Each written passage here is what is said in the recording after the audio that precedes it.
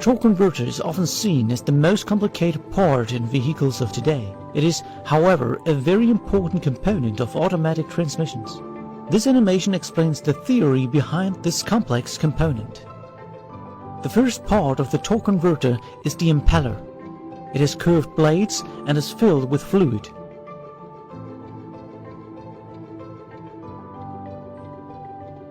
When the impeller spins, the fluid will be thrown outwards by centrifugal forces caused by the rotation of the impeller. The faster the impeller rotates, the higher the centrifugal forces.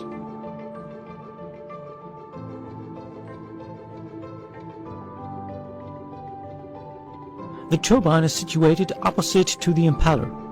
In fact, you could say that the turbine is an impeller rotated by 180 degrees.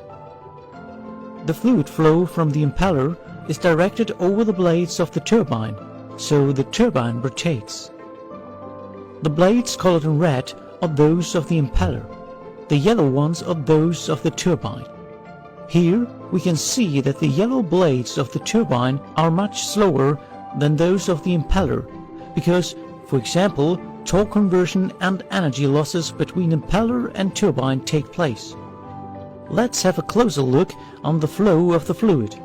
The fluid in the impeller is forced outwards due to centrifugal forces and transmits the energy to the turbine.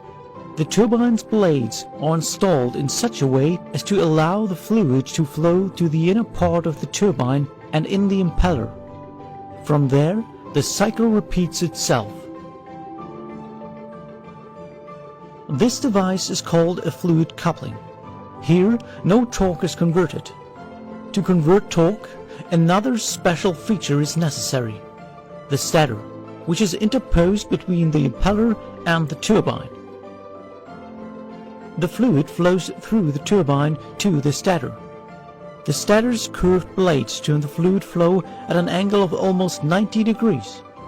The result is a multiplication in torque because the fluid flows back more slowly.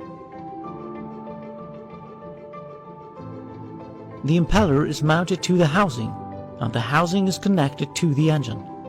Consequently, the impeller receives the mechanical energy produced by the engine. In general, torque converters use a lockup clutch that will be explained later on, and a turbine output shaft that connects the turbine to the transmission and the wheels of the vehicle.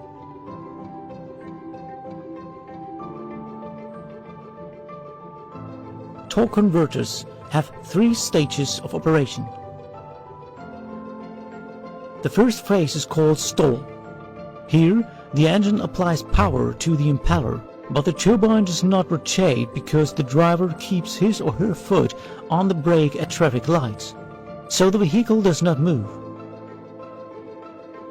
The second phase is called acceleration and takes place when the traffic lights turn green.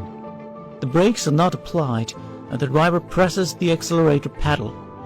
Consequently, the impeller rotates faster, but there is a relatively large difference between impeller and turbine speed. Under this condition, the converter produces torque multiplication. For acceleration, this torque multiplication is needed. The third phase is called coupling. The vehicle moves fast. The turbine has reached approximately 90% of the speed of the impeller, and the torque multiplication has ceased. Now, the torque converter is a simple fluid coupling. Modern vehicles use at this stage of operation a lockup clutch to lock the turbine to the impeller. This eliminates losses associated with fluid drag.